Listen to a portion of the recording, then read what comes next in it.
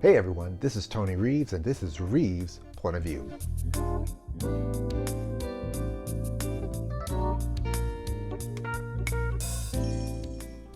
Today I want to talk to you about why it's important that you take the time to complete an attorney's new intake form.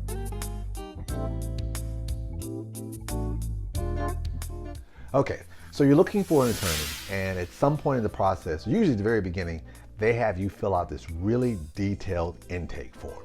And you're probably saying to yourself, why in the heck do I have to fill out this thing? Can't I just tell them about it? A lot of times what people don't understand when they're having you fill out these intake forms is that they're trying to get as much information as possible. But here's another thing that you may need to think about as well. Usually the intake, especially if this is a retainer fee type of situation, that's a way that you can actually save time and money, because what they're effectively doing is getting you to tell me your story based on what I'm telling you in the form. The form lets them know certain things. And see, this is the part that most people lose sight of.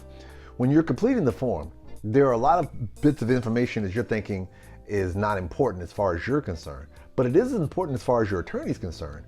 And it can help them drill down, one, whether or not they can actually help you, two, where the problem areas are, and three, give you guidance as to what needs to be strengthened and where the weaknesses are without them having to finally ask you 1,000,001 questions.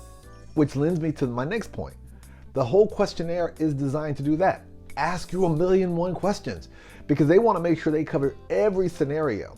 And what ends up happening is you're so interested in just hurrying up and retaining the attorney. Okay, I know what you're like. I'm just give them an overview and keep on going.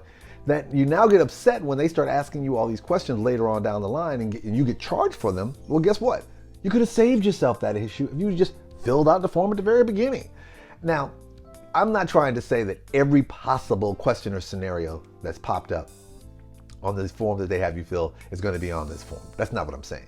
What I'm saying is that what happens is that a lot of attorneys, in their interest to make sure that they can actually help you to get an idea of all the aspects of the case, to if it's a slip and fall type of case or maybe workers' comp, they're asking you specific questions that lets them know if your case is one that they can help you with, or if there's so many problems they can't do anything with. Trust me, you much rather them tell you this at the very beginning of the process as opposed to 7 or 8 months down the line when there was information that you chose not to give them in the very beginning that they now find out later on that now requires them to get out of your case.